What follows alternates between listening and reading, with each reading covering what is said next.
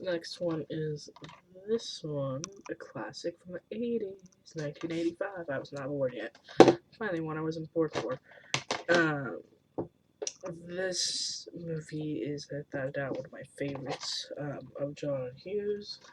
Favorites of, well, definitely my favorite Molly Ringwald one. I'm not, I think Pretty Pink and the other one. I get them confused. She's kind of, so she's not, her characters are never that great. This one, she gets something, at least. Why is my brain not working the math? So this movie is minus 32. I was right. It is 32. Sorry. Um, about these 5 people. I know it looks like it for us. It's like there they are. Nope. Ally Sheedy, who's epic and for some reason not on the list. She is awesome. I love her in Psych, by the way. Judd Nelson also. They almost got all 5 of these in Psych. The only one they could never get was Mr. Emilio Estevez.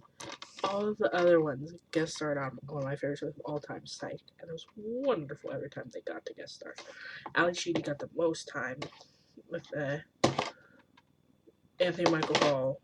He got a couple episodes too. Judd Nelson and Molly, they only got a couple. They only got 1 episode each. Judd was hilarious. Okay, here's the little synopsis on IMDb.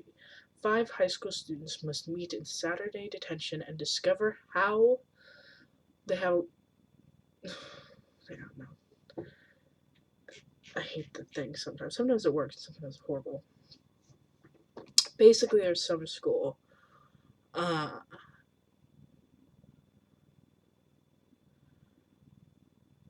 Yeah, and basically it's a day of what happens in summer school and all that jazz.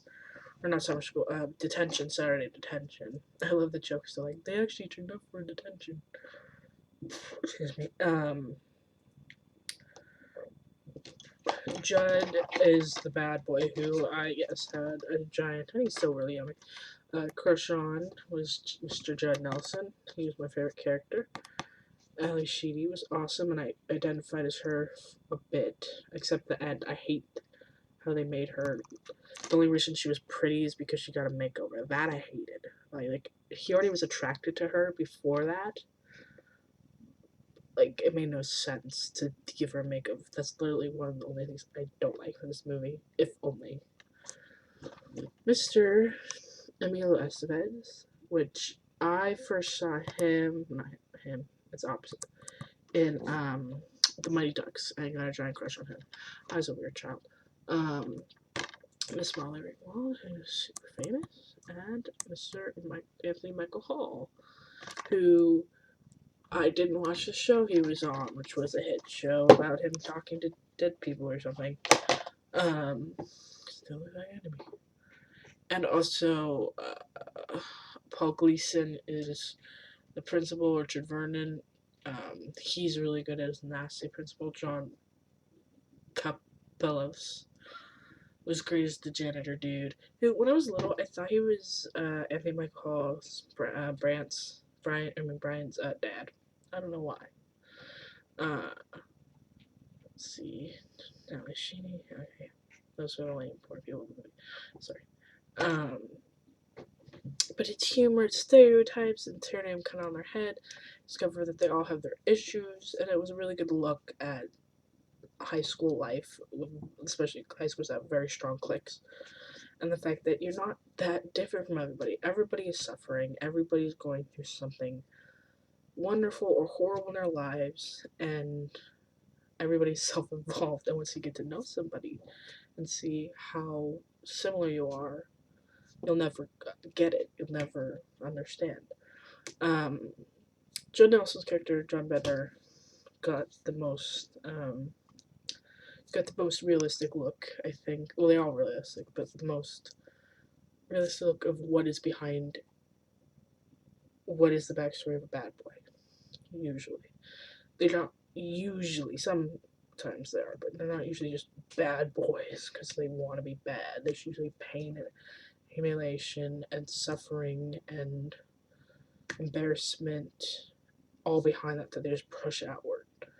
And they act like they don't care, but they do. Emilio Estevez is the jock who he actually has so much pressure on him to be perfect like his dad, that he acted out and he did something horrible to another person just because it was what he thought would be expected of him, and he feels horrible for it.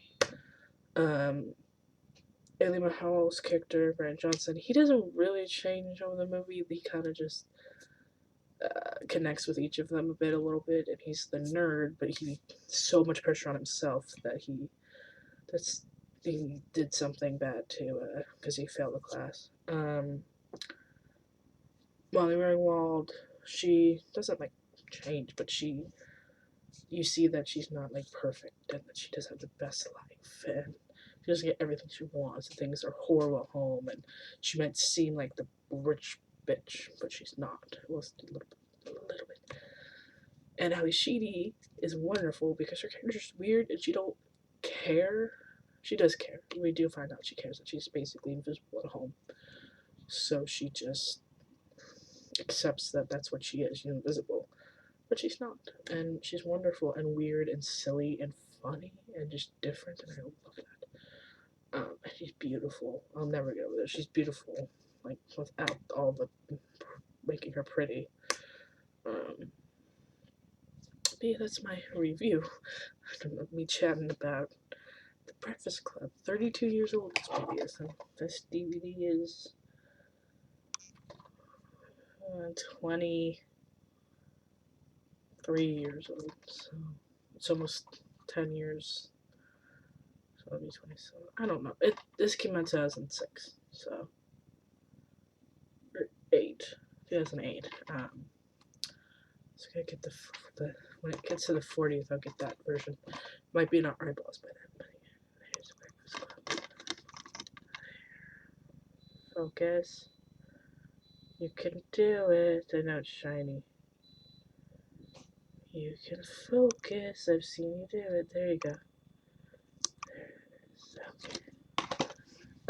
Next is a very good movie. It's sad. I don't know if I'll ever watch it again, but I'm always gonna own it. And after that's another Heath Ledger one.